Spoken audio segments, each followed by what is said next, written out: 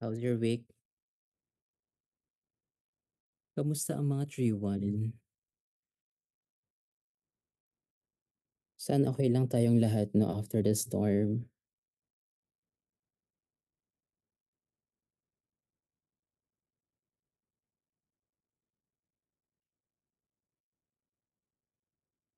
Okay.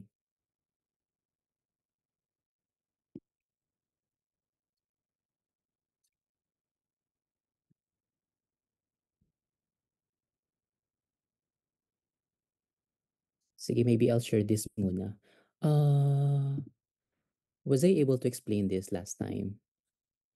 The difference between the reversed and forward genetics? I haven't yet.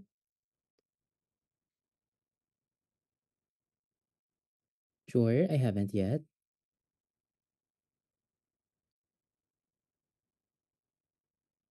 Okay.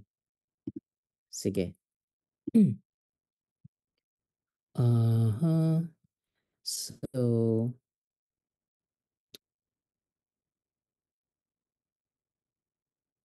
okay. How about this one? Yung mechanisms. Was I able to discuss it?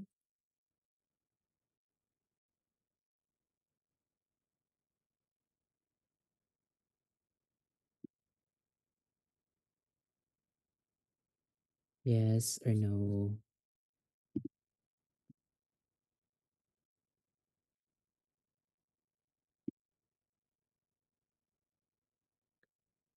Not yet? Okay. Sige, maybe I'll start from this slide muna. Yung methylation. Um, sige. So last time, no, nung didiscuss ko yung histones, involved doon yung process ng methylation and acetylation. Just to review, sige, to review, if histones are methylated, what happens to transcription? Will it be active or inactive? Again, if the histones are methylated, what do you think will happen with the gene expression? In the chat box, you guys may respond. Okay. Only one responded. How about the rest? What do you think will happen if the histones are heavily methylated? Okay, so, okay. Only three responded. How about the rest? Can you still recall? It's methylated, ha? It is not acetylated.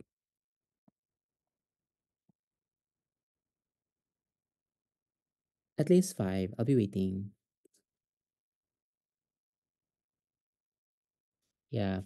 Okay, so my question is, what do you think will happen to the gene expression if the histones, like the histones that I'm referring here are the ones that involve in the coiling. Okay?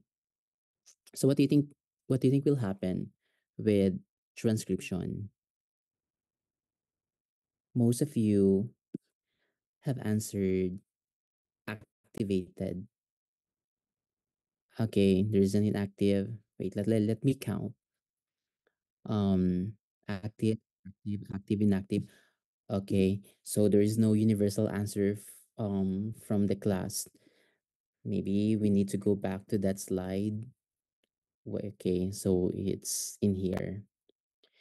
So if the histones are methylated as seen in here, no? The red dots, what happens is the chromosomes become what? They become heterochromatin, right? Because the DNA are tightly packed in the histones if they are methylated. To remove the histones, to remove the methyl groups, we need the enzyme histone demethylase. And this is going to be the structure of the chromosomes once the histones are being removed with the methyl groups. So it's very apparent that there are DNA that are exposed. No, so that means if the DNA are exposed, tendency there is it's free for the interactions with transcription factors or the RNA polymerases. So this not so that will happen. No, so that's gonna yeah. So if there is methylation, what will happen is gene expression is suppressed. But if it's demethylated, it's the other way around. No, so there is a gene expression. But is this true all of the time? We explain that it depends on which histone residues are being methylated. Okay, so in this example, if we are very specific for histone, specifically the H3, okay, so the in the positions for here at the terminal end for the 38 and 79, they are associated with gene activation if the residues here are methylated. But generally, if the histones are methylated, genes are being suppressed. And this slide is very essential for today's topic, yung anatomy of the gene expression. For some, this is quite confusing, especially yung events from transcription down to the processing of the messenger RNA. Yeah, kasi um, in the exam, so you guys will really have to draw.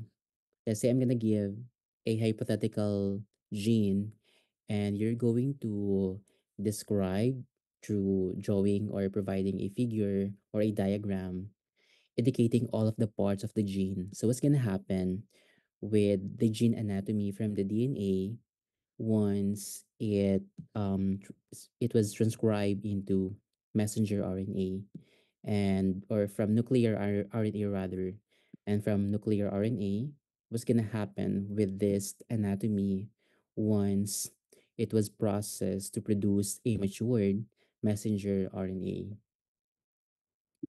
Okay, so you guys really need to acquaint yourself no with the anatomy of the gene. Okay, so the chipstick, we talked about this last time, no? Um, so if your interest is more of epigenetics, so when we say epigenetics, no, so we are not limiting ourselves to the presence or absence of the gene. So in epigenetics, we are also considering environmental factors. Hindi lang tayo nagbe-base sa DNA. No, kasi 'di ba? In here kasi if the gene or if one sequence is absent, that will greatly affect the gene expression. Pero not all of the cases, no? That's the case. Um, there are a lot of instances wherein the genes are totally present, pero they are inactive. And for you to be able to detect, let's say, no, you are a heavy smoker, and you want to know what are the genes or the specific positions in your chromosomes are being active or are being activated when you are doing that kind of activity, like you are a heavy smoker. So what they do is they use this chipstick technology wherein, diba? So wherein they use antibodies. They use antibodies to capture the transcription factors or this one, the uh the histones that are methylated or acetylated. So you capture them using antibodies, and those DNA segments are being fragmented and sequenced using Illumina. Illumina is for short reads. This is for short read sequencing. I haven't experienced yet yung Roche, ABI, and Helicos, but I have used yung nanopore technology. So yeah, so if you want to know if nasa ang part ng DNA yung being um, transcribed or are active, no? So you may opt to use the chipstick. It's called chromatin immunoprecipitation followed by sequencing. Okay, so this can be used, as it says here, can be used to map DNA, to map DNA binding proteins and histone modifications in genome-wide manner at base pair resolution. Alright? So, yeah, we talked about yung mga transcription factors, right? And they're very important kasi in this example, it could alter the fate of a cell, let's say from a pancreatic precursor cell in which this is part of the pancreas, right? Specifically yung beta cells in the islets of Langerhans.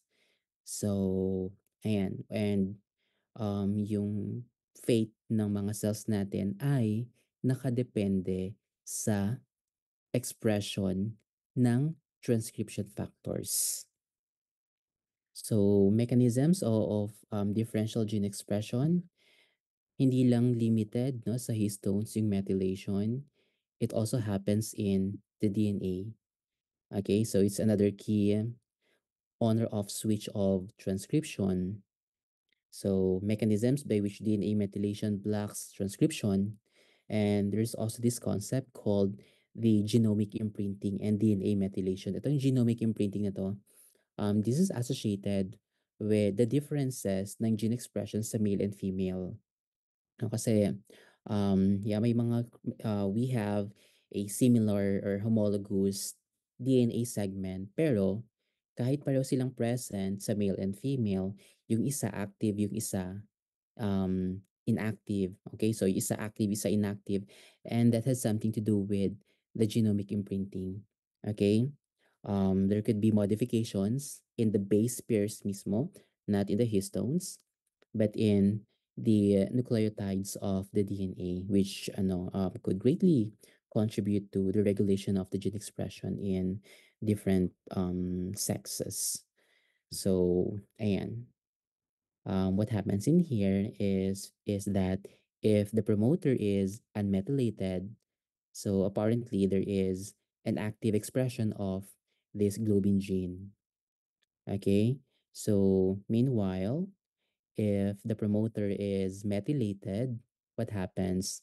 There is no gene expression for the globin gene. All right, and it depends kasi um yeah, this one kasi could be, ayan, dito naman sa figure na to, okay? So, it depends, no? If anong part ng DNA yung methylated and not. So, depende siya kung sa promoter binablock niya, no? Binablock niya yung region kung saan nagbabind si ating RNA polymerase. Okay, so methylation of the globin genes in human embryonic cells. Yeah, so this is the structure of the 5-methyl cytosine. This is cytosine. Once methylated, it's gonna become 5-methyl cytosine. For this figure naman, this is the activity of the human beta globin genes correlates inversely with the methylation of their promoters. Okay, so right. Okay, so we're done with this. The genomic imprinting. And so it says here, differential methylation is one of the most important mechanisms of epigenetic changes and is a reminder that an organism cannot be explained solely by its genes. So ito yung sabi ko kanina between male and female. The methyl group placed on the DNA during spermatogenesis and oogenesis by a series of enzymes that first take the existing methyl groups off the chromatin and then place new sex-specific ones on the DNA. Okay, the differential RNA processing in here. I just want to stress out the involvement of this big molecule, and this is called the SNRPs, or as a complex, this is known as the spliceosome. Okay, so from the word itself, no, splice. So what it does is it cleaves the DNA, specifically yung mga introns. Okay, so introns are being removed and they are being joined by this complex of protein. So this protein then is responsible for joining this exon 1 and exon 2. Okay, so the shape that you see here, this is called the Lariat formation. Okay, and yeah, yung RNA processing, this one, this is very important, no? Kasi, let's say, you have this gene. Okay, so how many introns do we have? Or how many exons do we have? One, two, three, four, and five. So between these exons, you have the introns. Now, there are two, no, this is not, could be not limited to two, but if there is differential processing, magkakaroon ng combinations, no? Pwedeng si 1, dadiretso siya kay, parang dadiretso siya or kakabit niya yung self niya kay 3, and then from 3 into 5. Okay, so how many introns? Na-skip si 2 and 4.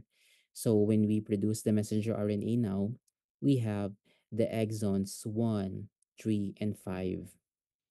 Okay, on the other hand naman, there can be, or there's also a possibility or chances na si 1, okay, and 2, they're gonna join, and then na-skip si 3 and 4 and 5. So we have the messenger RNA 2 having exons 1, 2, 4, and 5. And this is very important, no? Kasi siguro one example that I can give wherein this concept is very essential is the production of antibodies. Kasi 'di ba, if we have in kasi yung antibodies natin, right? They are being produced by the B cells, na yung mga plasma cells. And as you know, yung mga antibodies natin, right? It can recognize kung sino yung mga foreign sa hindi. And in doing that, we need a diversity of antibodies. So, how are you going to generate diversity of proteins if walang nagaganap na combinations of your exons? Okay, so this is also the explanation bakit nagkakaroon ng protein isoforms. So isoforms are like um the function is the same, pero yung structure niya or yeah, meron lang minor difference sa kanyang structure, but the function is the same. So that's the differential RNA processing.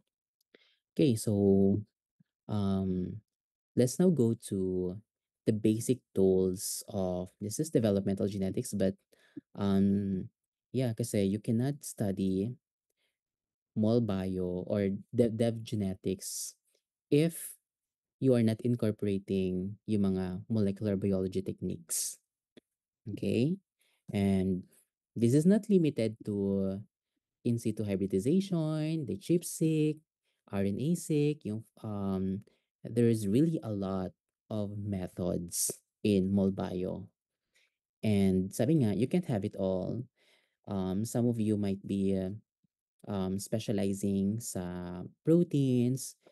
Yung iba naman would only specialize with RNA, and some would specialize in the DNA. So, pero yeah, I see a lot of people din naman doing proteins, DNA, and RNA.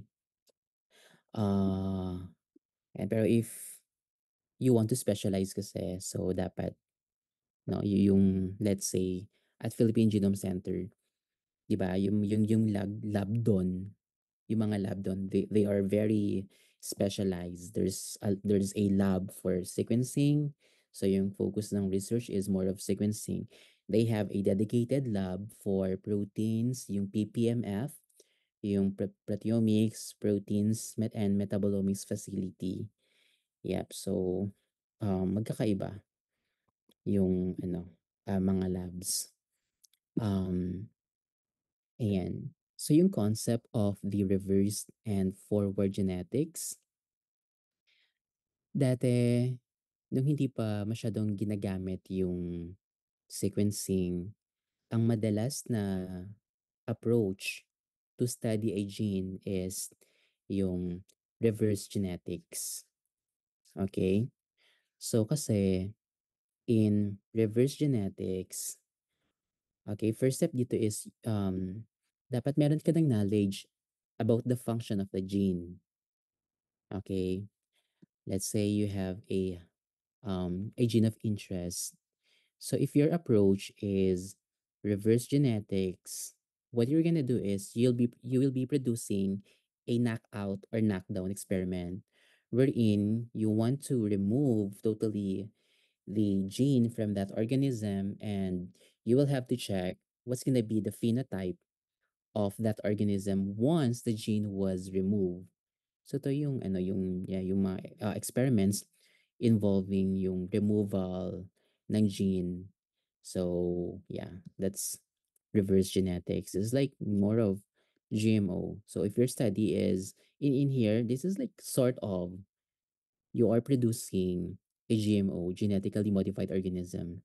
Kasi 'di ba, you alter the DNA, you remove some genes, and at the end of the experiment, you'll be observing what will be the phenotypes once those genes are being removed. Um, okay. In forward genetics naman, it's a bit different kasi your starting point is the phenotype. Okay. Um, dito muna siguro, let's go back to reverse genetics.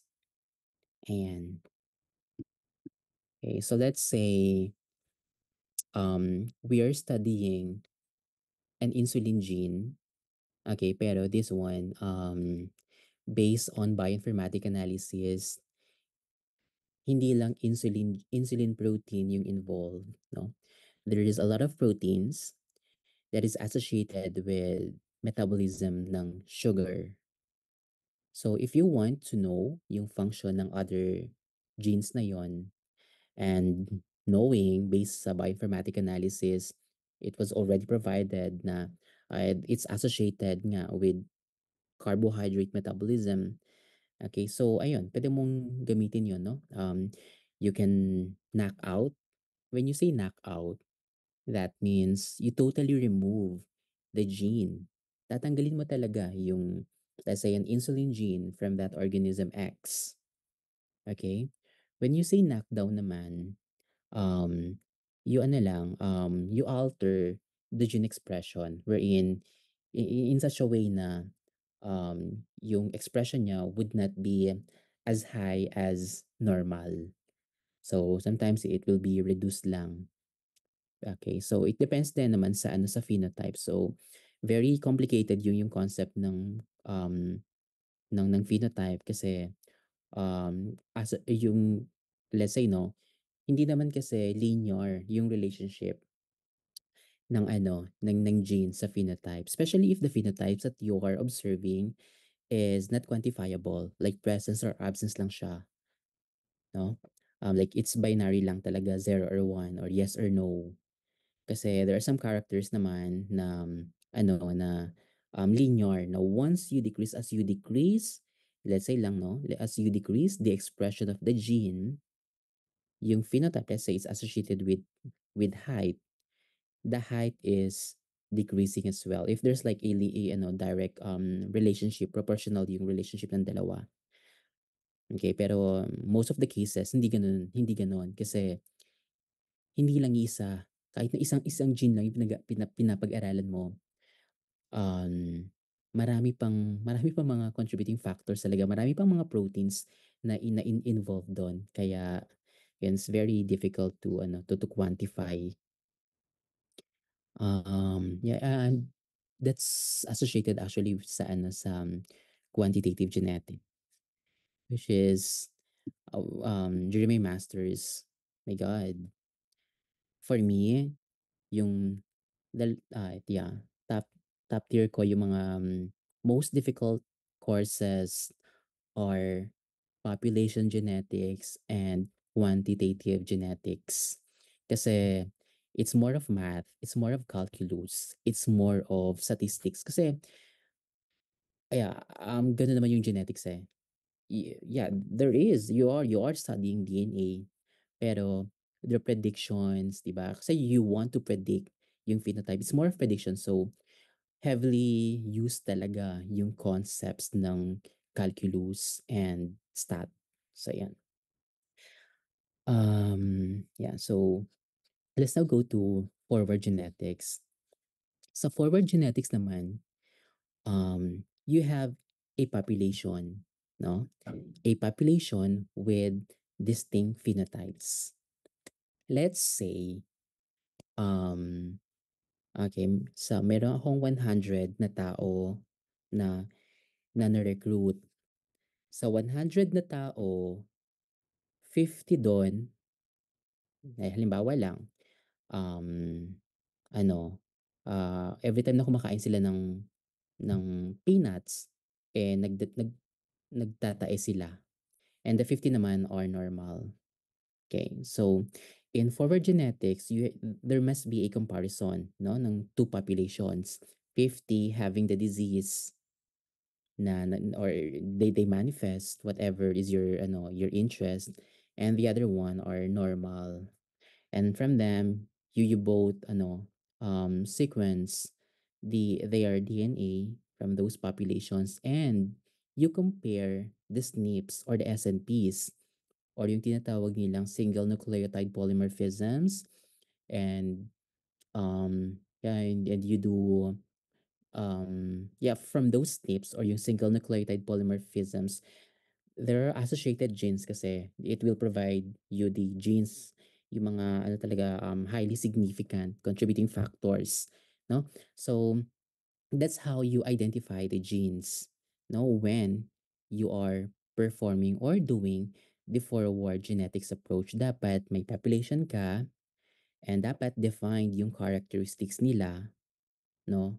Um, and from their distinct phenotypes, you sequence them. And after sequencing, after performing, when you carry out bioinformatic analysis, and you do Manhattan plots, ayan, so you'll be able to identify what are the genes associated. Kaya yung tawag dito is for forward genetics is the GWAS, GWAS, or the genome-wide association studies.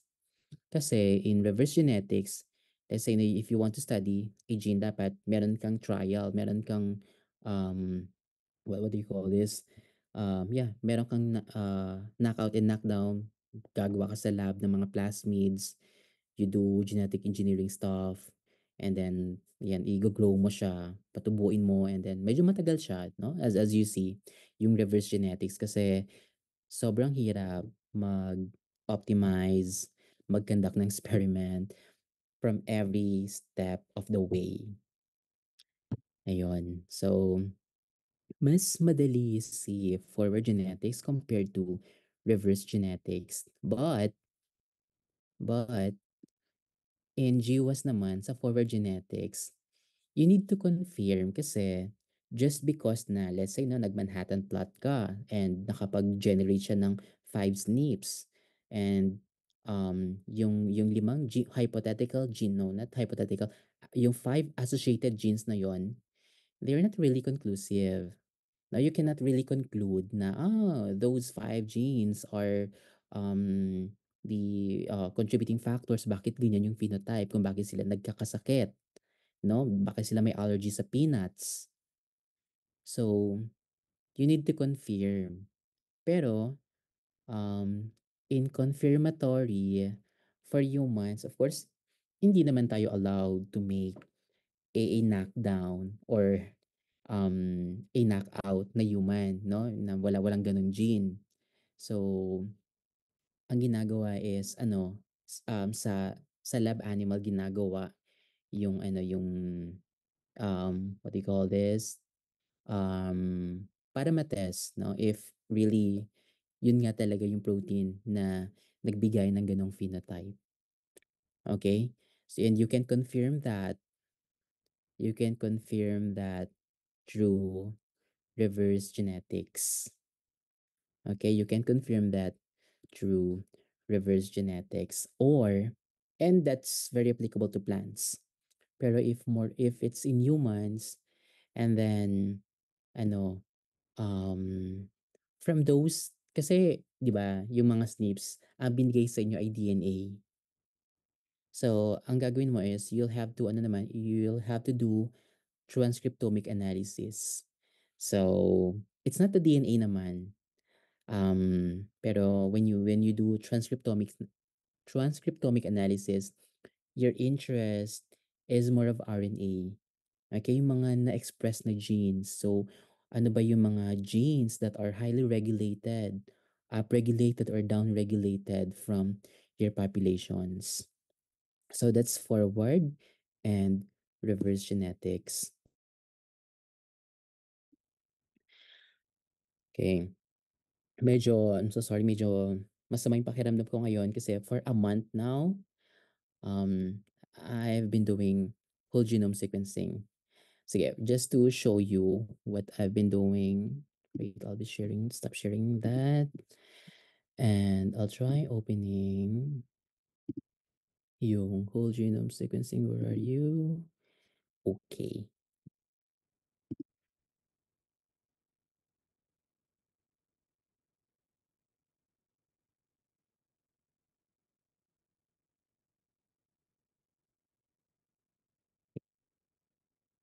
Just to show you lang, no.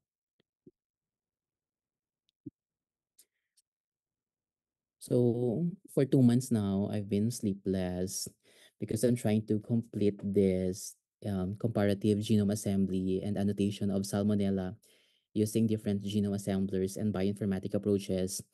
What I did was I have a nanopore data, whole genome to ng Salmonella. Well, hindi ko pa alam if it was really Salmonella. So I just sequenced it using the nanopore and Illumina. And then I generated, yep, yung mga results. When you do bioinformatic analysis, I am no longer using my GUI or yung graphical user interface. It's more easier for me to use yung terminal or the Jupyter. I don't know if you guys have used Jupyter, or for R, no, not an R person. I use different stat, but not R.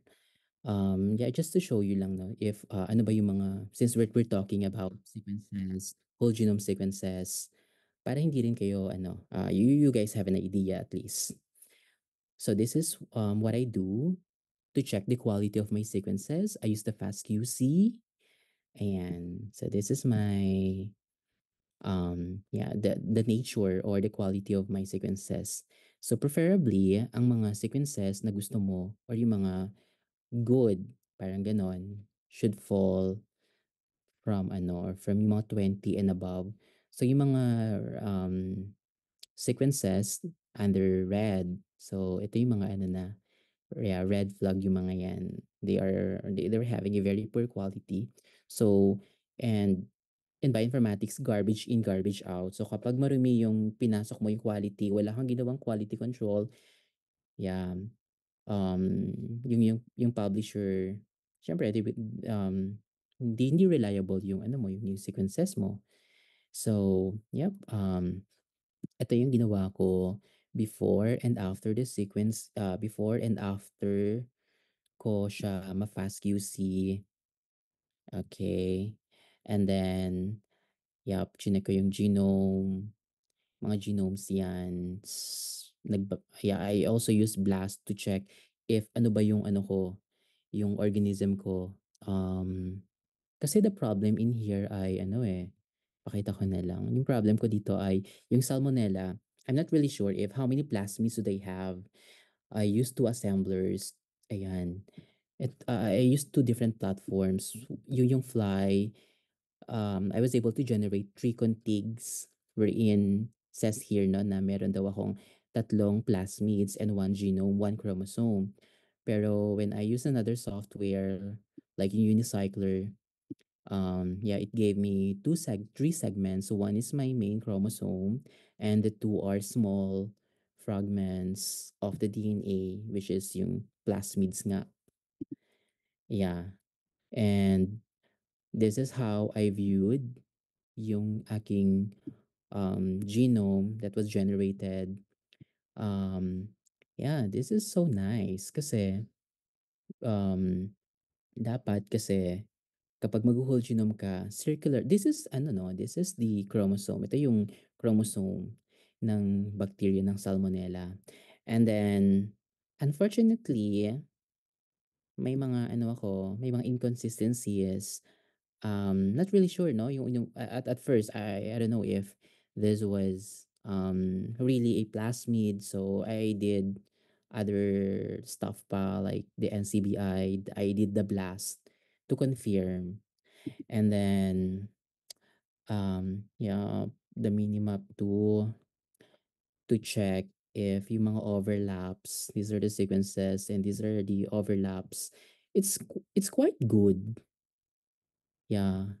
And what else? Ito naman yung isa, yung unicycler. So see, so parang yeah, I have three contigs no, three segments. So parang kasi yung kanina, 'di ba, parang apat. So ngayon parang tatlo. So which is which? So ang ginawa ko was gumawa ako ng combinations. Parang I use a long read sequencing and then I polish it with short read. So parang dalawang sequencer ang ginamit ko, the Illumina, the Nanopore, and the other one is the Illumina. And this is how you evaluate yung reliability, I would say, yung QAS. And yeah, ito yung ano ko, ito na yung whole genome ko. Using the proxy, I was able to annotate what are the genes, no? So in here, I was able to ano to generate yung genome wherein this bacteria or bacterium rather, the Salmonella is 4.5 megabase pairs long, and the genes here are, yeah, there's really a lot, no? Andito naman yung mga ribosomal. Using the annotation, you can be able to know where are the ribosomal RNA. So I have it here in specific position. Yeah, the TR transfer RNA, where are they? The one labeled in green. So it's, yes, the blue ones, they are the coding sequences. Ayan. So let's say the SAD-A, the BCSG, which one is very familiar? Okay, so this one, maybe you guys are very familiar with the Rexy. Ito yung mga recombinases na proteins. And if the protein is not studied, if it is not being studied yet, and so it's just being flagged as a hypothetical protein. And so after doing the whole genome and getting those, annotations, this one naman is, yep, different programs lang. Essentially, what I'm showing you are, the sequences ng whole genome, and ito yung mga nuclear RNA. And if, yeah, I'm also trying to look for the genes associated with CRISPR. etc. So, oh, wait, else? Ayan. There's really a lot. Like, ito, this one, sobrang fuck up sobrang messy ng figure na to kasi if you want to have a very good, diagram ng iyong plasmid, it has to be a circular lang siya. Dapat isang bilog lang siya, continuous. Kasi if marami siyang mga bilog like this, and these are very unreliable kasi this means na itong part na to, hindi niya alam kung saan niya ipipwesto yung sarili niya and the genome.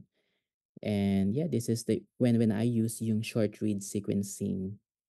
Kaya ano talaga, the best way talaga is to use long read sequencing. Pero may mga drawbacks din yan eh. May mga advantage and disadvantages. Kasi if my interest or if I give more ano ba weight sa accuracy, then I'll have to use yung mga short read sequencing. Pero yeah, pero if I want to ano naman, mas mabilis and ano, I can do ano, the long read sequencing. And yung mga 'to, you guys are microbiology 'no? Kasi, yeah, this is one way para ma-check if ano ba yung mga aside from the whole genome sequencing 'no, its application is more of, um, identification as well. Kasi 'di ba, hindi naman lahat ng microbes can be cultured 'no? When you took a sample, let's say from a lake, ilang percent lang nun, I don't know, they claim na less na 1% lang daw yung can be cultured. Kasi what if there's a mixture of virus? How are you going to grow them individually? So that's why the method is to use sequencing for identification. I'm sorry. Yeah, so that's what I've been doing for 2 months now. Oh my God. And yeah, this is so ang hirap yeah, I'm so sorry, inilabas ko yung frustrations ko. Um, yeah, ang hirap-hirap ng biology. Sobrang hirap talaga. Ang daming mga sleepless nights kasi hindi lang isa yung course mo. Tapos ano, the prof will just give you, yeah, it's guided naman, but the problem is you really have to work really, really hard. Kailangan mo mag-aral ng mabuti kasi spoon-fed. Unlike ng undergrads na, "Oh, these are the steps that you need to do to come up with this result." Um, kasi I don't know if it's just us. Yeah, the prof would just give the sequence and yeah, ikaw yung mag-a-analyze and all. So yes. And that's just one. And I have four courses. Yung other two ay ano, veterinary epidemiology. Isa pa yan. Ang hirap-hirap. Um, Parang nagbigay lang yung professor namin ng ano, from 2010 to 2023 na data ng rabies cases.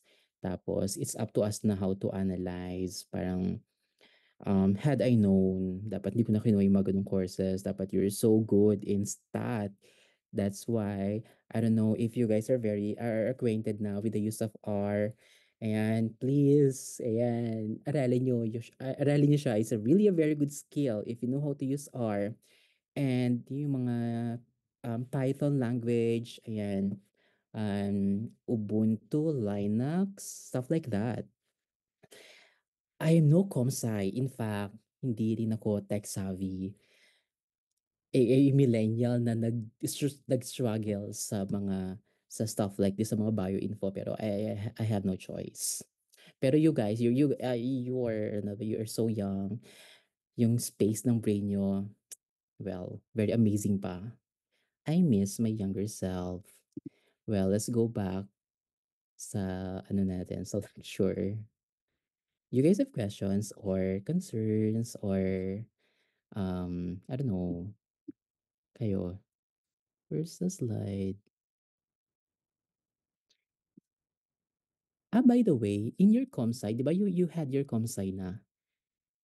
Did your professor teach you yung mga gano'n, mga Python, commands sa chatbox.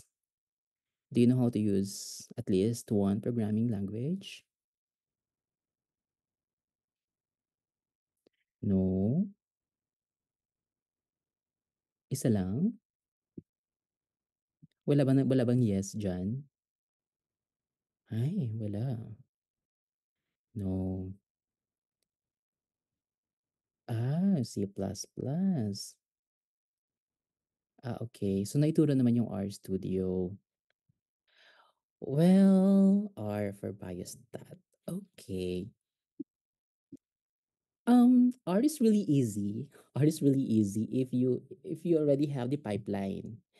Pero yeah, here at RITM there's a lot of bioinformaticians kasi really nag-struggle talaga ako. My God. Um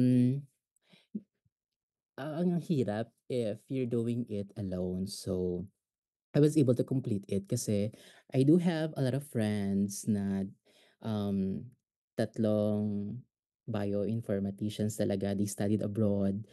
So, my God, that's why you guys surround yourself with people that you think would help you. It's not being a parasite or whatever, pero if you think that they are useful in the future, go girl, make friends with them. Pero this is more of connections. Pero, um, yeah, pero if there are, you benefits from them, go. And where was I na? Here.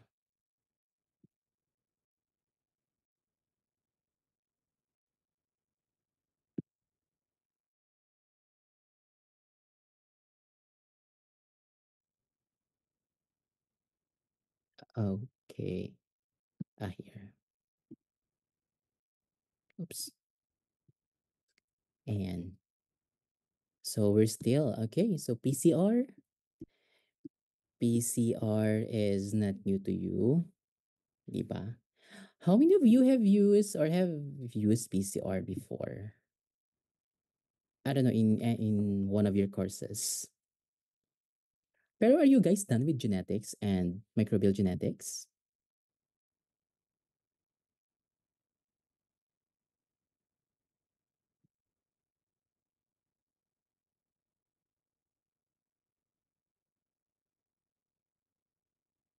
Okay. How about microbial genetics? Are you done? Okay, so next semester pa. Okay, gets. All right. Okay, so this is PCR. This is not new to you, 'di ba? Um, during pandemic, lahat ng news binabanggit yung word, yung acronym na PCR or it's polymerase chain reaction. Yeah, so if the process would involve yung denaturation, extension, annealing, and stuff. Yun yung PCR and with the use, of course, of the enzyme and the equipment, the heat block. That's PCR. Pero the machine itself is not PCR. Okay, kasi some would say na, okay, I'm buying a PCR machine. No, it's just a thermal block. Kasi what it does is you'll just adjust or yeah, yung mga temperature, ina-alter mo lang yung temperature for the denaturation, annealing, and synthesis or extension. Pero when you say PCR, it really is the process. Okay? Kaya nga siya, it's a reaction. Polymerase chain reaction. Kasi I get confused. Yung first work ko kasi, no, second work. My second work kasi is I was an application specialist. So may mga I do have clients like asking for PCR tapos yung iba naman thermal block. So hindi ko alam kung ano yung bang difference before ng dalawa. So I just learned then the equipment that is being used in PCR is just a thermal cycler. Yeah, it's a thermal cycler. Pero the process is PCR. Anyways, in PCR, you guys have these three major steps. Meron tayong denaturation, annealing, sorry. Yeah, you have denaturation, annealing, and the synthesis. Okay, let's focus. I want you guys to draw your attention on the upper left of this figure. Okay, so this one. Just zooming this in. In denaturation, so by the way, the molecules involved here are the DNA. No more enzymes. Okay, it's just your DNA. And as you guys know, di ba, the DNA is helix by structure because they are being what? They are being held by hydrogen bonds, no? How many hydrogen bonds in adenine and thymine? Quick answer. How many H bonds? Which one is stickier? Is it the GC or the AT? It is huh? Okay, correct. Okay, it's the GC kasi for GC, it has three hydrogen bonds, pero for AT, it's only two, right? So, and in PCR, what you want to do is you want to liberate yung double-stranded into single-stranded DNA.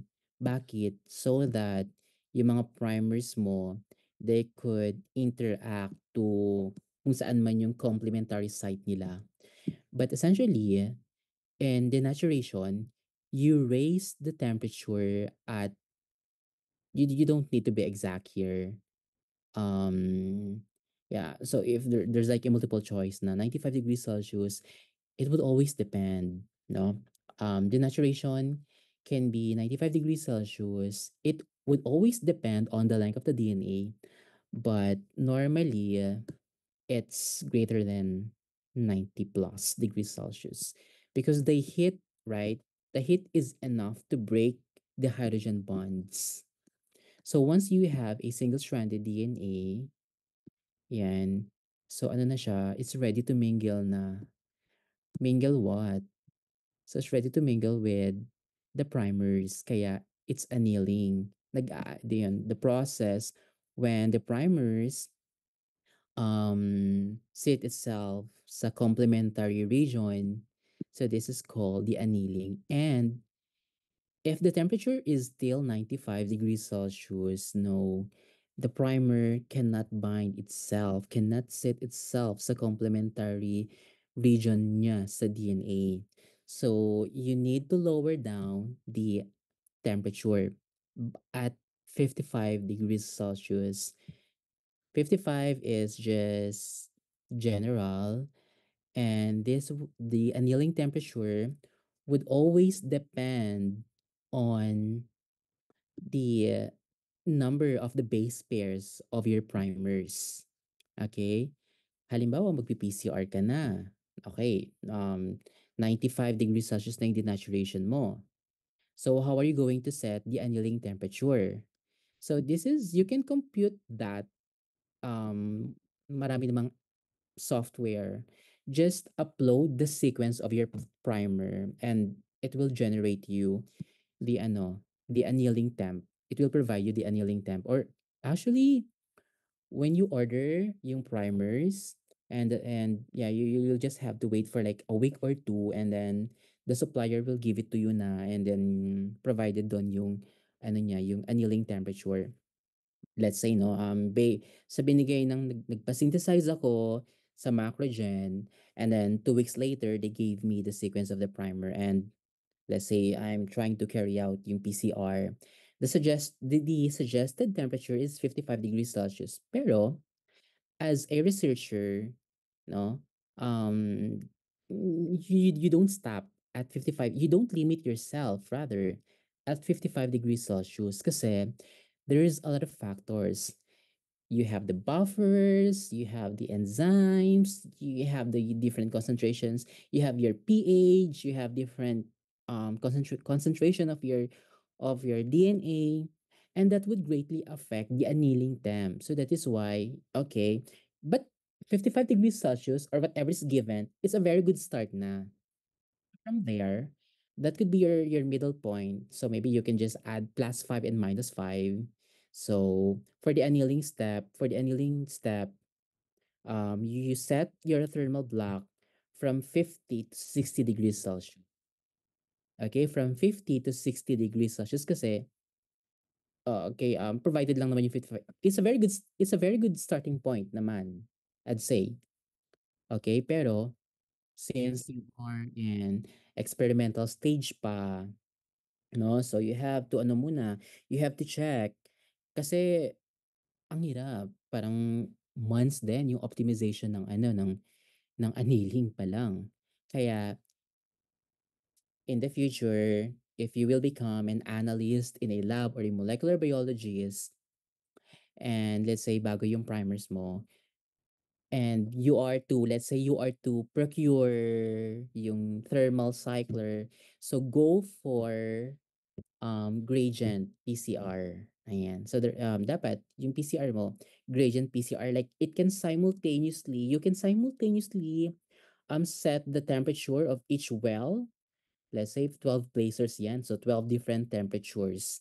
Kasi if it's not gradient, so you'll have to wait for like 2 hours. Let's say no, for if it's not gradient, ito yung sa experiment 1 ko, 55 degrees Celsius, and I'll have to wait for like 4 hours. Tapos hanggang sa end ng result ko, wala.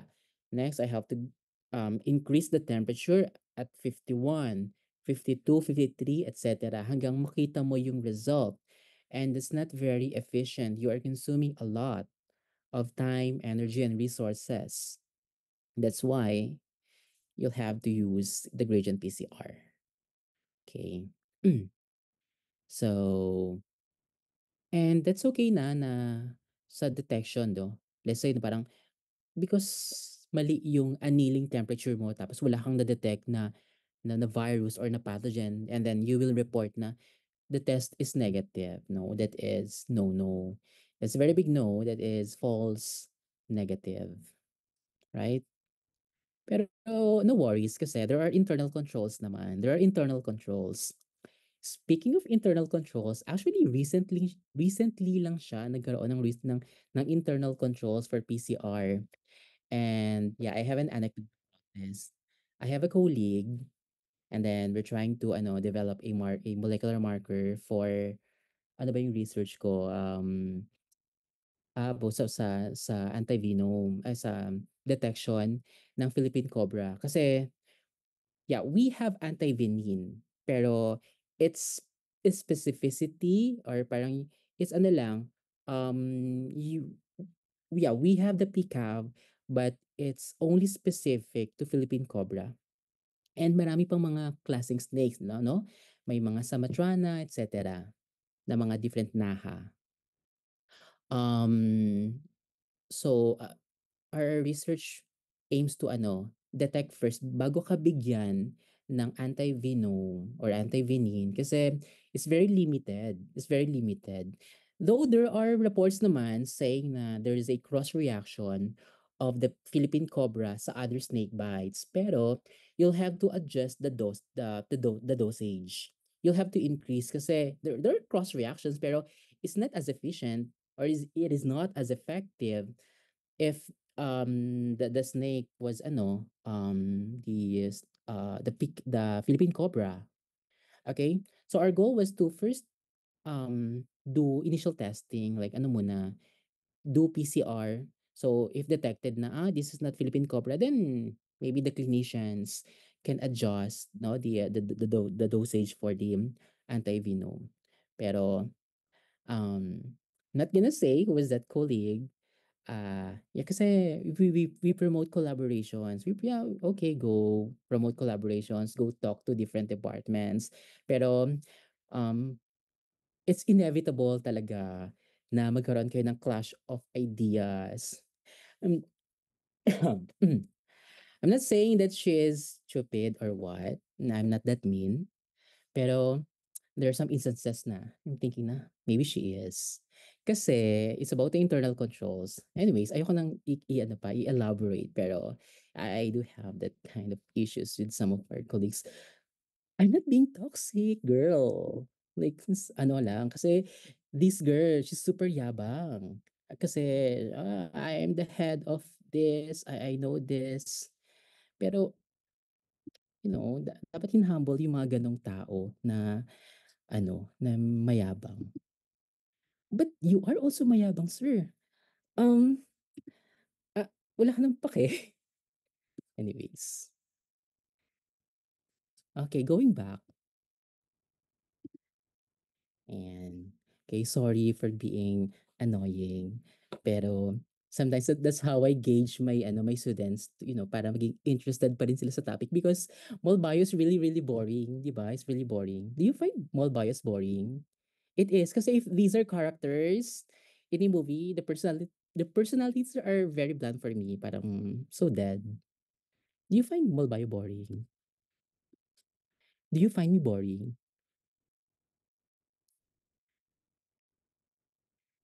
Annoying? Yes, sort of. Well, gets. Nor. Nor. Wait. Water break for like 2 minutes.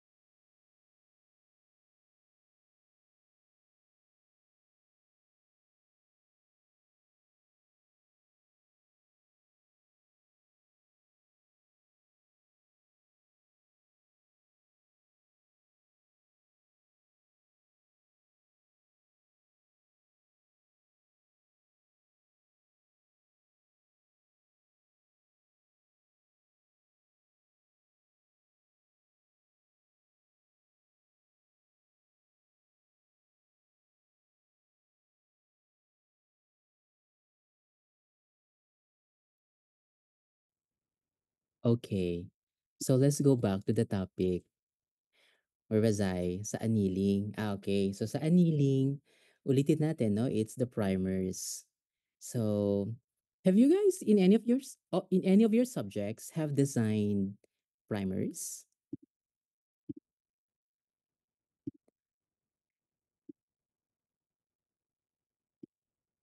Yes or no? Ah, yes. Very good. Very good.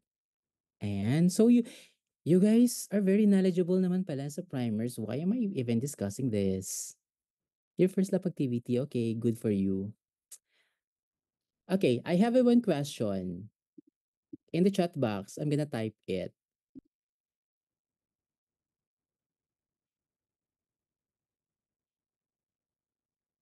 And it's very short lang. Ay, okay. Kapya. Oopsie.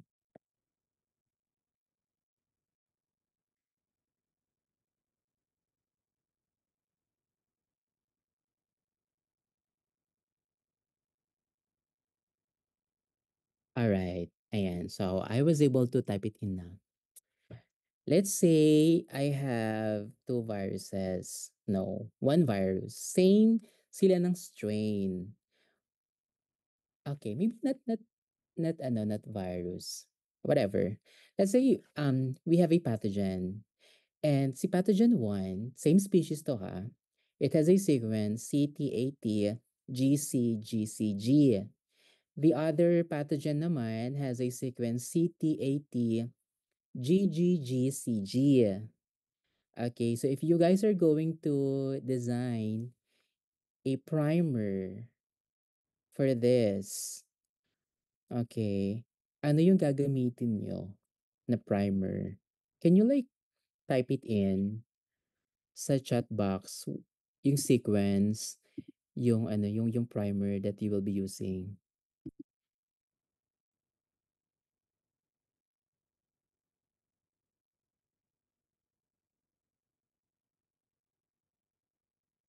Okay, so we have two isolates ha. We have two isolates.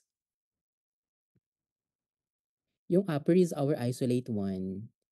It's a different strain compared to two. Pero they belong to the same virus, to the same species, or kung bacteria man yan, same species ng bacteria. Let's say, it's an E. coli, pathogenic 0157H7.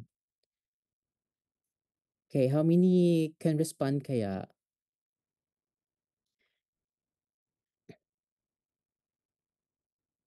Okay, ano yung gagamitin? No. You're going to design a primer for that sequence. Let's say, that's just your target.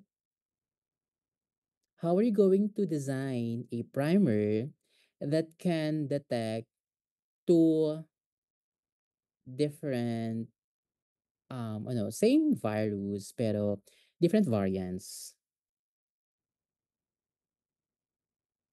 Let's say parang SARS-CoV yan pero at some residues they differ. How are you going to design?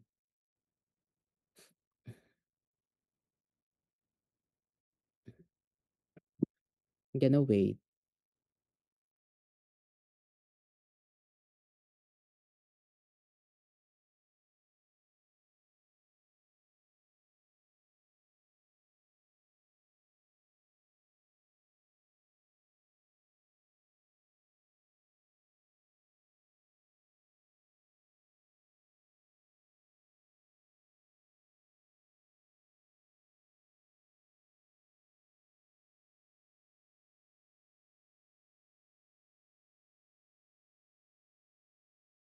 Oh, how many have responded correctly? Okay.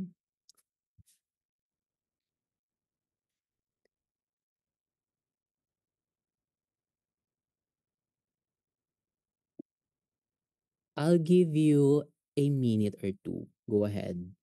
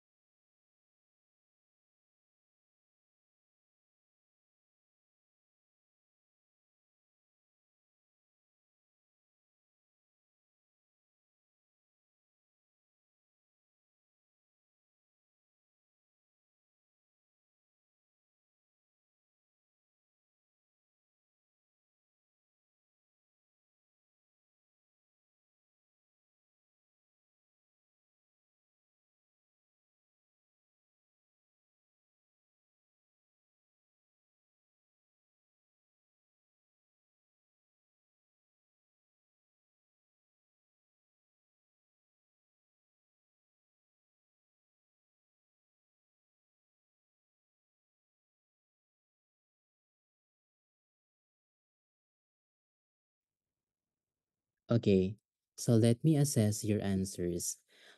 How many have responded kaya from this section 3-1 and how many got the correct answer? Let's say this is your target, the G8. Again, the target is CT80GCGCG. That's for the specimen 1.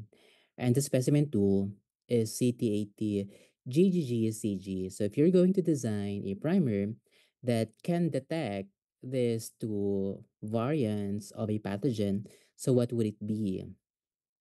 Some of you have answered. Okay. Let me read muna. Okay, CTTT. Okay, it's wrong. Second is mali. Third is mali. Fourth is mali. Fifth is mali. Six mali. Seven mali. Eight mali. Nine mali. 10 mali. 11 mali. Okay. Alright. Okay, so let's go back, no, doon sa question. The question is CT80GG. Okay. So if you're going to do an alignment, for the first position, it's C, right? So its complementary DNA would be G, right? So it's gonna be what? So it's gonna be G. So G A T A C G G or C G and C. Okay. Most of you ganun yung sagot. It's GATAC GCGC. But your big mistake is you were not able to indicate the directionality of your DNA. If I gave you this sequence CTA, it's always considered that the first position is the 5' end, and on your left is the 3' end. Sorry, on your right rather, is the 3' end. So if you're going to design, right? So if it's GAT, anong gagawin nyo? You're going to, kung hindi nyo man nilagay yung 5' and 3', baliktarin nyo, right? So it's gonna be what's this? So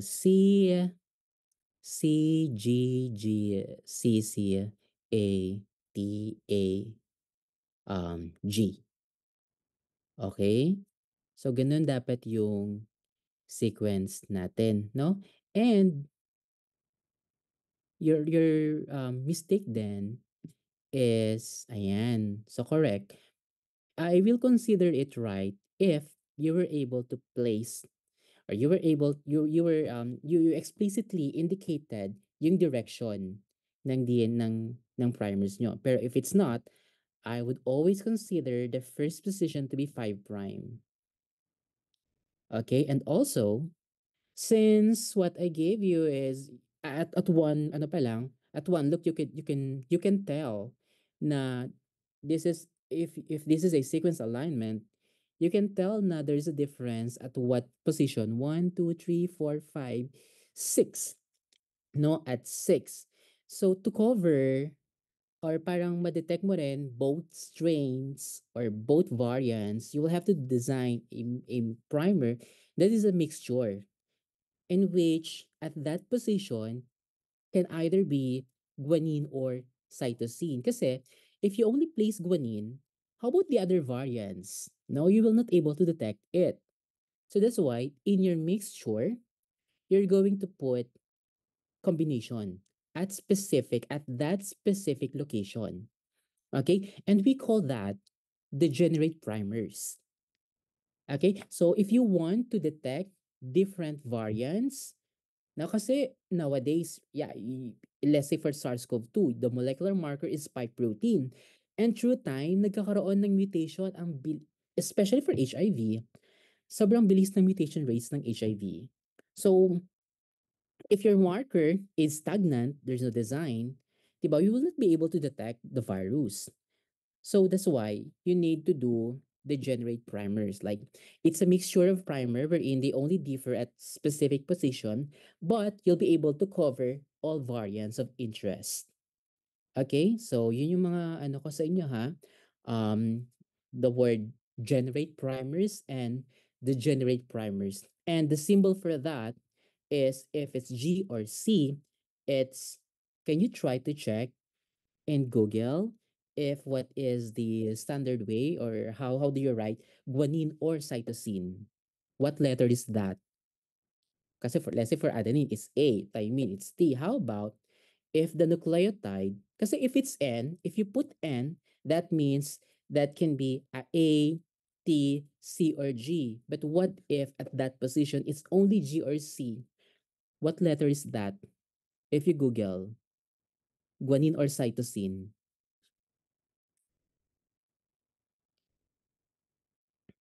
A. Am I on mute?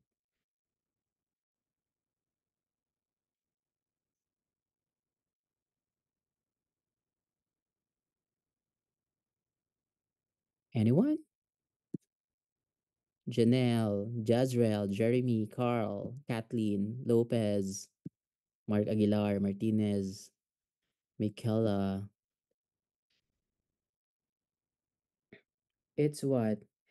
It's S, right? It's S.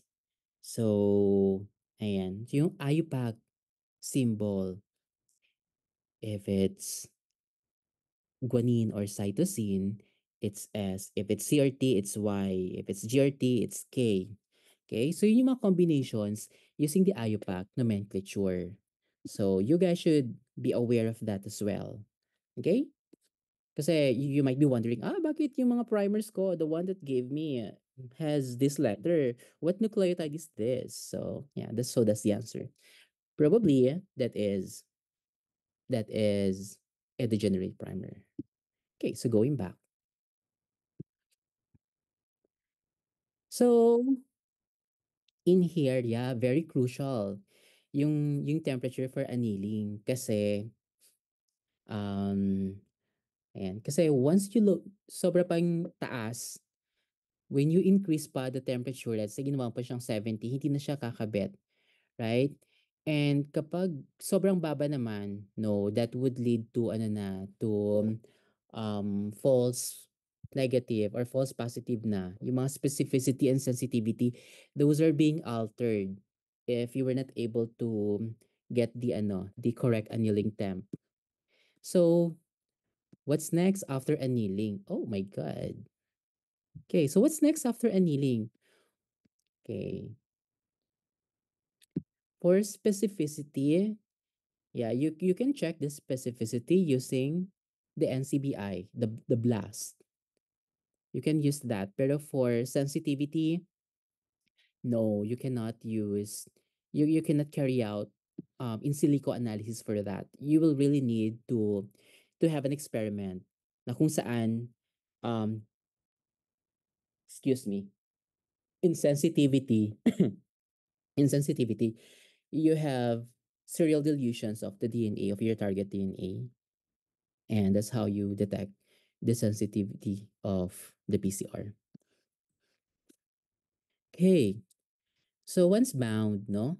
And as you guys know, that synthesis happens in this direction from 5 prime into 3 prime. So ganon yung synthesis, no? Don't forget that.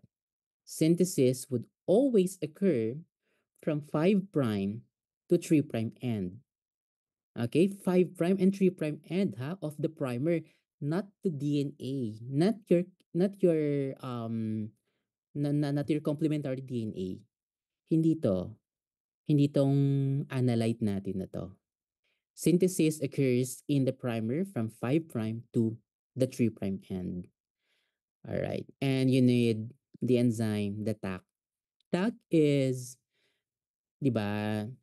As you see in here, we incubated our sample at around 95 degrees Celsius. And that is enough. And the temperature is, if you think of it, the temperature is too high to denature your proteins, right? So this is too high. So, and this is enzyme. And 'di ba, para mag-function yung enzyme, dapat it has to be stable at whatever temperature is that. Pero it's 95. So that's why the enzyme here is genetically modified and derived from the bacterium Thermus aquaticus. So that's why it's stuck.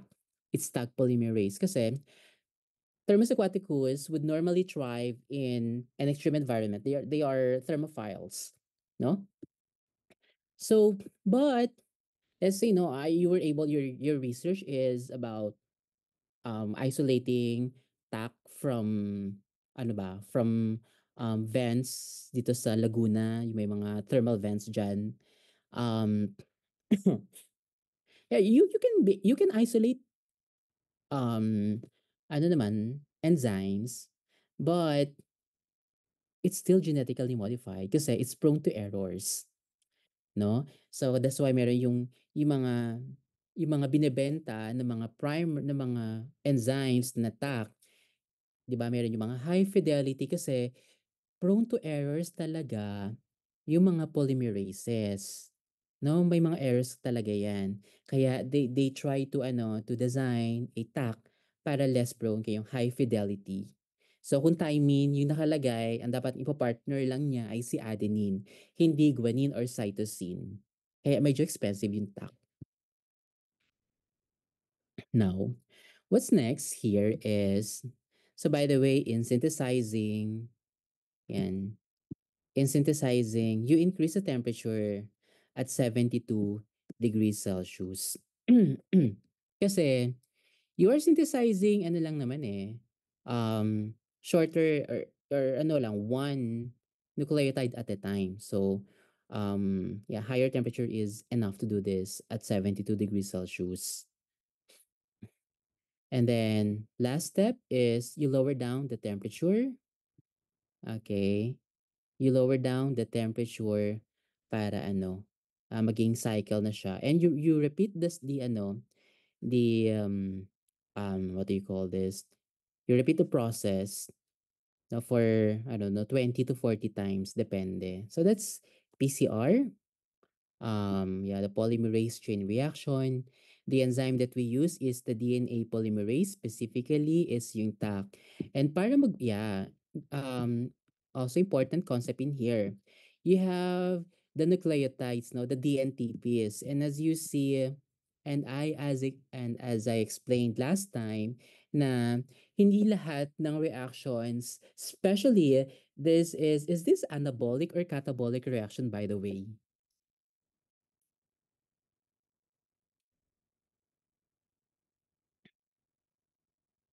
What what kind of metabolism is this? What kind of activity is this? Is this anabolic or catabolic?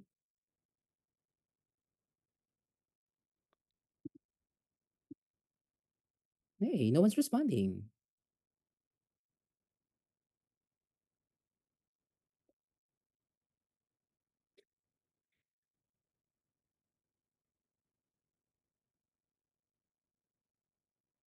Anabolic or catabolic?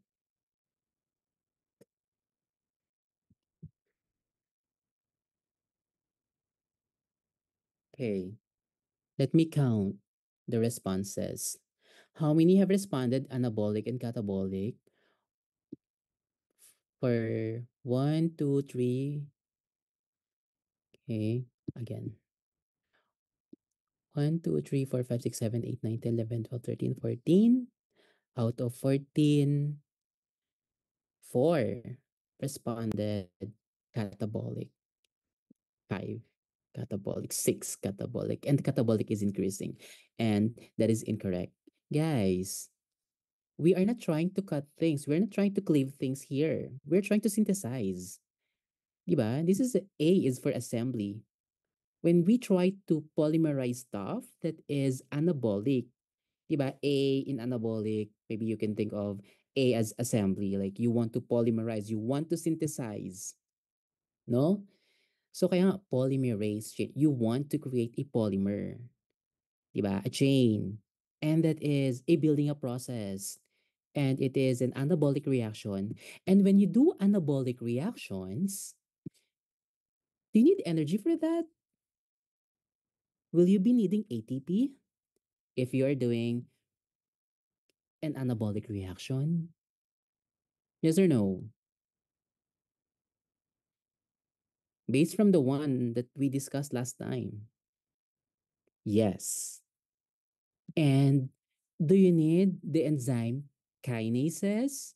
Kinases in your biochem are the ones responsible for transferring phosphate groups. So do you need phosphate groups? Because right, you need energy for all processes. If it's like an anabolic reaction, you guys need energy. There's no free lunch here. You need payment, and that is in biological system, it's ATP. But in here, where do they get the energy?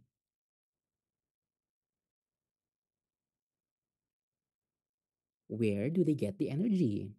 Do they need ATP synthase or kinase? The one that transfers phosphate groups?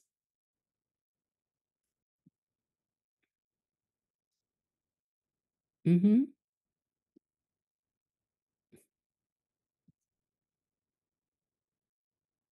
Yes. Mm-hmm. Yung mga answers. Right. Is in the nucleotides. Okay. You do not have ATP. You do not. It's not limited to to ATP, right? That's why in your nucleotides, I only need thymine. Why is it that deoxy triphosphate pa to? Kasi the reaction is not spontaneous. You are doing an assembly. You are polymerizing. You need energy to do this. And yeah, since it's not spontaneous, then you need the chemical energy from the nucleotides. That's why it's in triphosphate groups. Okay? So, next. So the cycle continues lang naman. So that's essentially is PCR. Speaking of PCR, I have a colleague. Yeah, he's from UP then. And then nagchika siya na, syempre, he's a resource person. He's a speaker during the training. And he asked, who among you here have used PCR? And parang, ask naman, parang, syempre, girl, shy type kami, humble-humble lang. No one po, sabi namin. Then he said, oh, um, ayan, nagchika siya na parang, yung PCR daw na gamit niya, it's very manual. I was like, manual? Paanong manual, sir? And he said, parang we transfer tubes from a water bath from 195 degrees Celsius and then we count. Tapos, ilalagay namin siya sa 52 degrees Celsius, stuff like that. Parang, oh, that's very mahirap naman to transfer tubes. And I was like, girl, you're lying. Hindi ka nag-aral sa UP in 90s or ang dami ng PCR diyan. Eme talaga si kuya. Anyways, kasi back then, it's true naman. That's the history of PCR. They use, yeah, yung water bath. Pero, walang gumagamit noon. Yeah, why am I so mean? No, hindi dapat natin tino-tolerate yung kasinungalingan. Right? Ayan. So going back, okay. So this is a special type of PCR.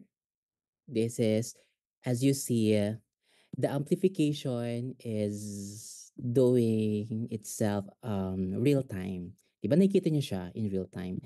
Yeah. So this is known as the real-time PCR. It's real time. May kasi yan. May acronyms. There's this PCR. Okay. There's PCR. There's qPCR. There is RT-PCR. And there's QRT-PCR. Ayan. So magkakaiba. Nakakalito rin minsan. So kapag sinasabi na, let's say I'm gonna ask you a question, no? Okay, so my question is, um, your interest is more of DNA expression. Let's say you want to know if gene X is highly regulated, is upregulated or downregulated in organism Y. What kind of method, what kind of polymerase chain reaction will you be using if your sample is RNA, A PCR, B qPCR, C RT-PCR, D qRT-PCR. So it's really confusing kasi different textbooks or when you go check sa net, kapag sinabing RT-PCR, wait, I haven't, can you guys check? Ano ba ang ilalabas kapag RT-PCR? Is it real time or reverse transcription PCR?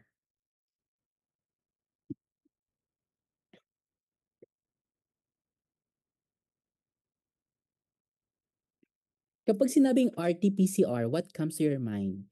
Is it real time or reverse transcription PCR?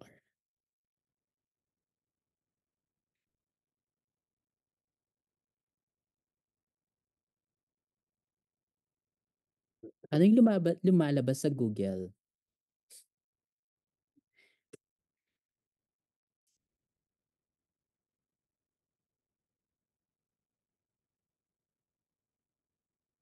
Okay.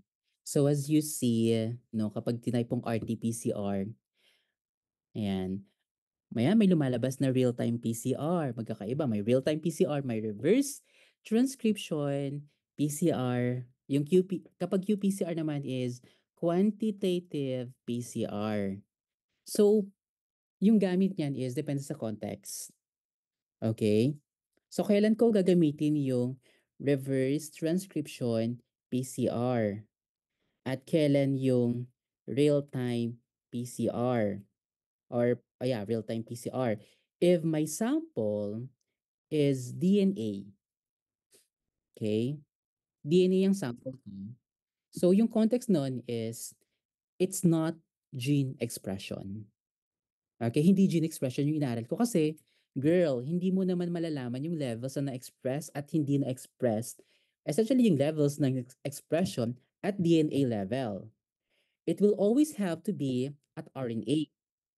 Okay, so if you're studying gene expression, your molecules should be RNA, not DNA. But you can use qRT-PCR like this one, even if your sample is DNA. Okay? So if your sample is DNA, so definitely the method that I'm using is not the reverse transcription PCR kasi the fact that it is DNA, di ba? If it's messenger RNA, could be, pwede pa. Kasi the messenger RNA can be reverse transcribed, can RT, di ba? RT kasi in ano is to convert RNA into DNA. Okay? So kapag ang RNA, you want that to be converted into DNA, the process is reverse transcription. Okay, RT. And yung RT na to, in history, parang, um, nung nalaman nila yung RT na from HIV, di ba? Kasi yung HIV ay RNA molecule. And they have this protein called the reverse transcriptase wherein they convert their RNA into DNA so that it can incorporate their DNA na, yung DNA na sa ating genome. Okay? So if the context is RNA, so probably or more likely it's reverse transcription PCR. Okay? Pero if the sample is DNA, okay, it could be real-time PCR na. Okay? Real-time PCR na. Kasi hindi naman limited sa RNA ang real-time PCR. Okay? You can also use DNA for this. So ayan. So sa RT-PCR, but in our case kasi in this example, it's not indicated no, but essentially this is ano na, a DNA, no? It's a DNA na kasi it's double-stranded and nakikita natin dito yung ano, yung what do you call this? Yung short fragment ng yung oligonucleotide, the probe. Yeah, ito, may probe. Hybridization. Ayan. Anyways, so sa PCR, no, ulitin ko, sa figure na to, this is DNA na. Okay, hindi na dito pinakita yung RNA. Hindi mo na hindi na pinapakita dito yung reverse transcription. Pero if ang sample mo ay RNA, dapat i-convert mo muna siya into DNA. Gagamit ka ng enzyme na RT. Okay? And hindi lang yun sa gene expression. It is also applicable sa mga pathogens.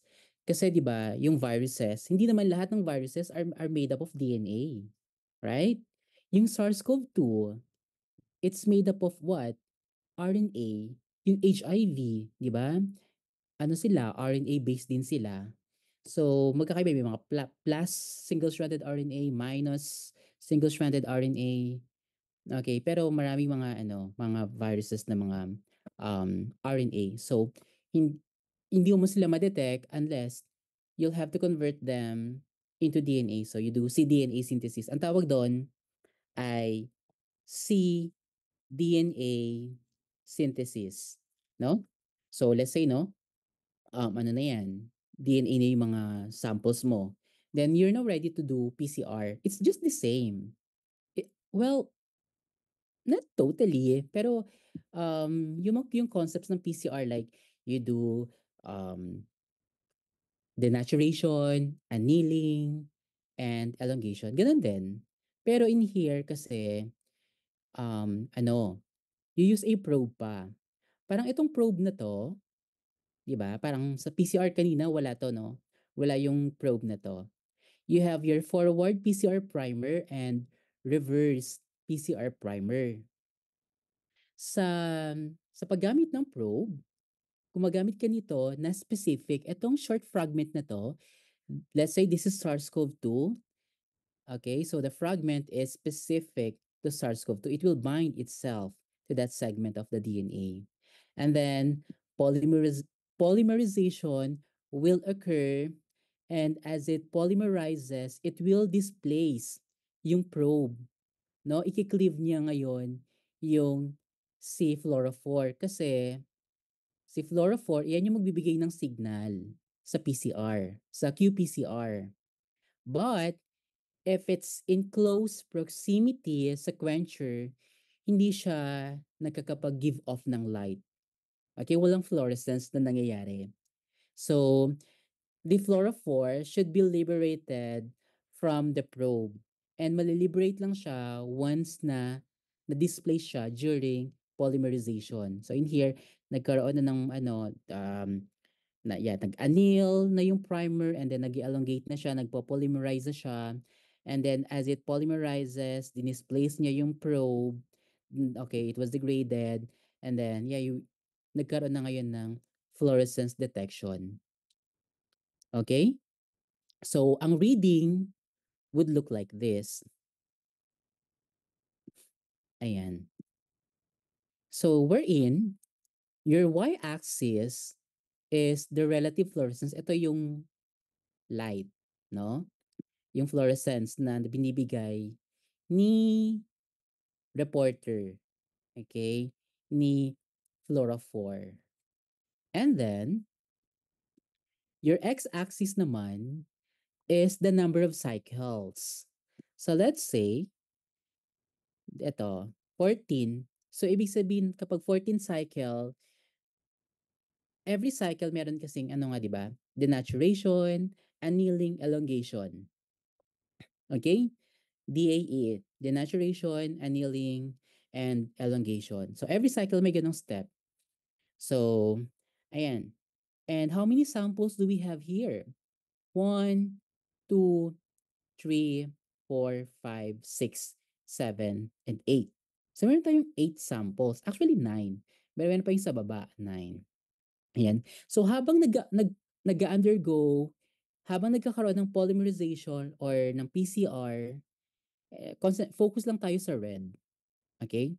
Habang from 0 cycle to dumadami na yung DNA, ayan, 6, 8, parami na siya ng parami. Ayan. At 14, ayan, medyo marami na siya na kung saan detectable na siya by the equipment. Okay? And that is our threshold.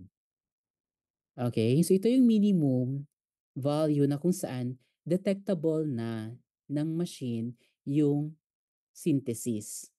Okay? So that is the threshold. Okay? So detected na siya and na-amplify na rin siya.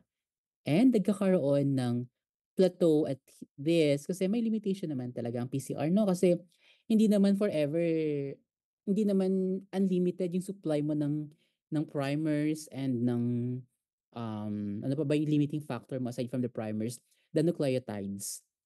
Okay? Kaya ayan, may plateau and also yung ano no, that yeah, so yun lang, yun yung limiting factor natin.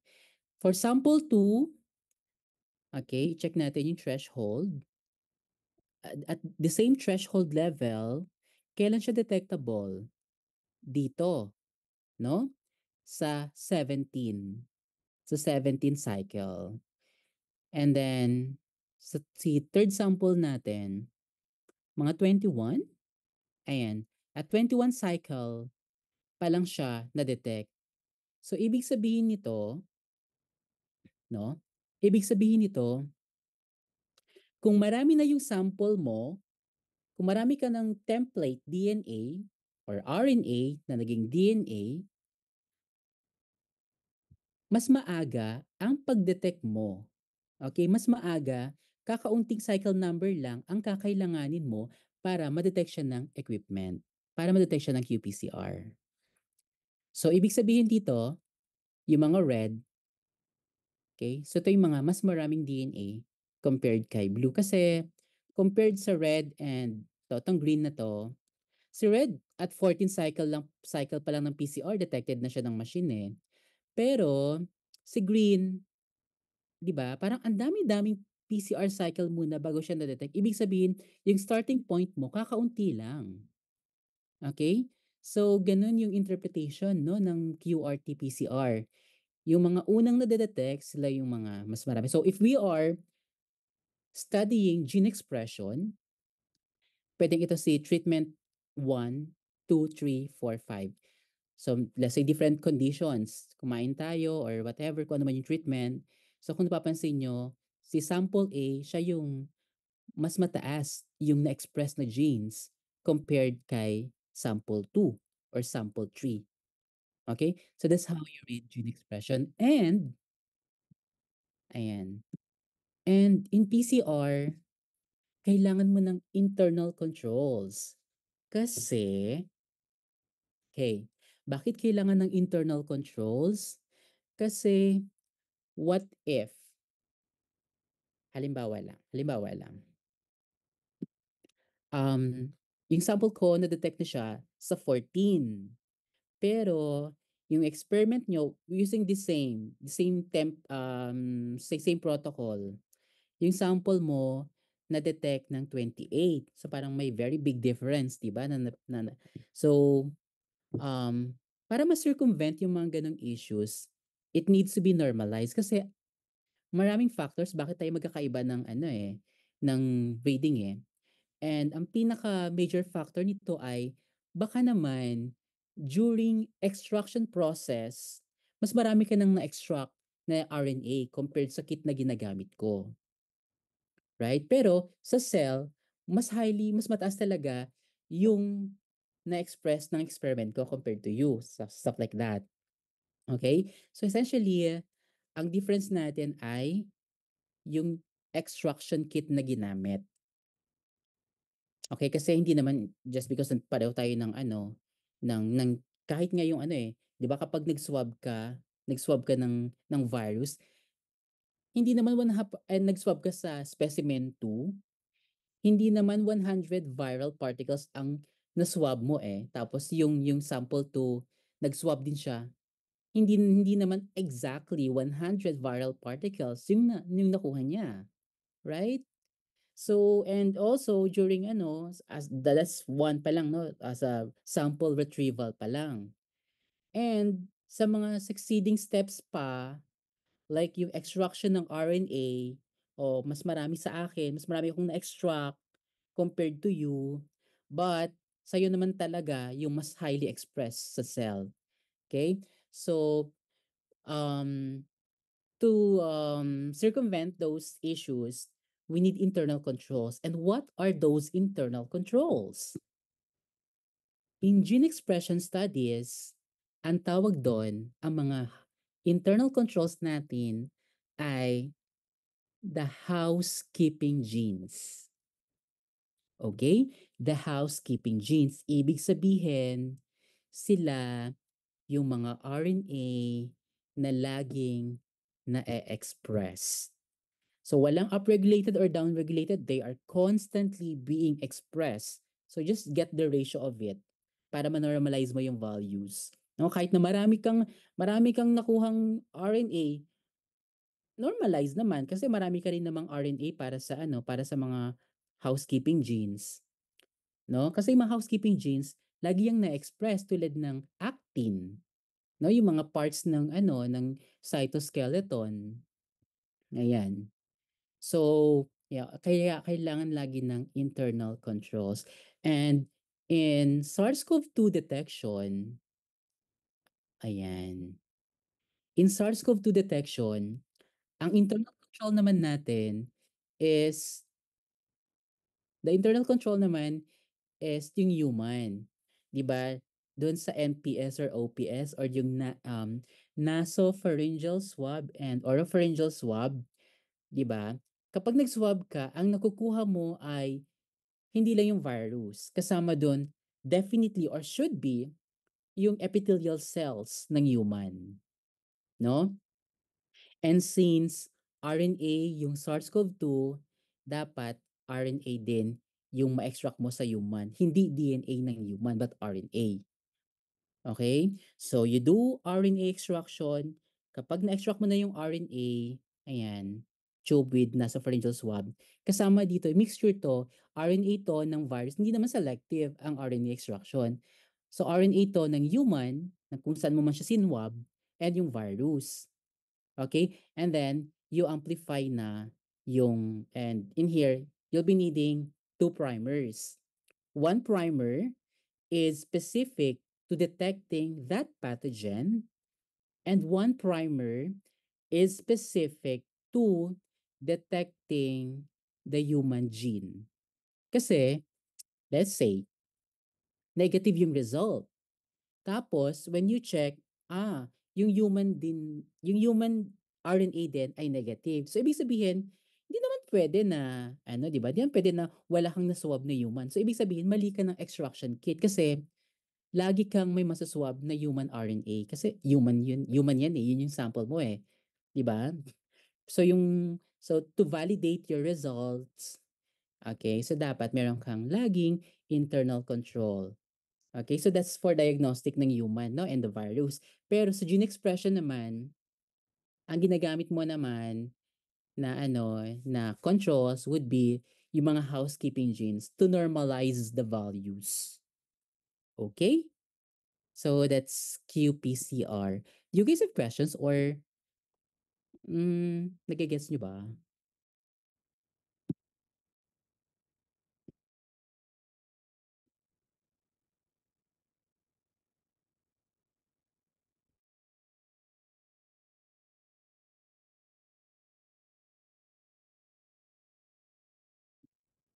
Okay. Oops, it's 8 already. Okay, so we'll stop from here. Actually, isang last slide na lang sana tayo. This one. I know, I think dalawa. Okay. So the next one is more of SDS page, chromatography, and this stuff kasi, all of these are needed para magawa natin or para ma-explain ko ng maayos sa inyo yung next na topic which is genetic engineering. Ah, ayan. Um, I'm not sure lang sa lab nyo. Can you guys chat? Ano na yung nagawa nyo sa lab?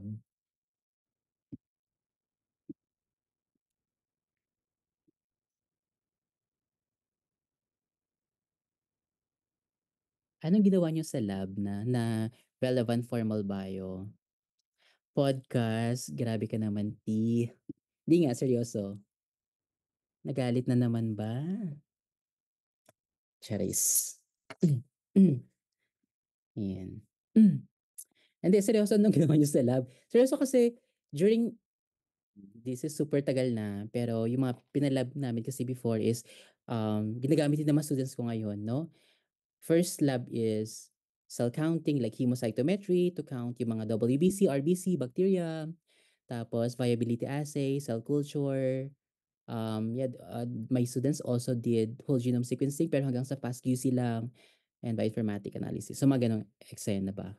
So I hope na ganun din yung ginagawa nyo sa lab nyo so that pag kasi really really essential ang lab ng Molbio. Kasi kung wala kayong matutunan sa lab kasi is ano, oh my God, kawawa. Super kawawa kayo. Ayun, parang wala pagdating sa lab in the future parang kawawang kawawa kayo.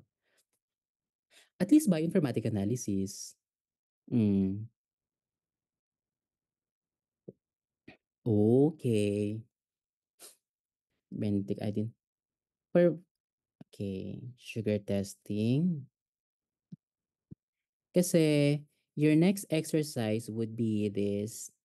Pero I'm gonna give you ano, an activity. It's genetic engineering. Okay, yes. Ay, sorry ha. Mhm.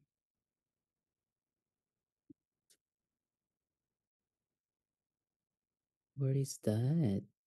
Here. Ayan. So this is gonna be our topic sa mga next meeting natin. So you'll be designing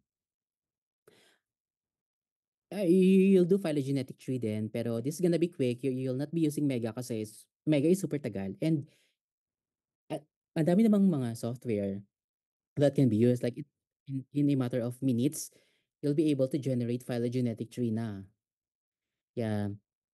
So we'll be designing.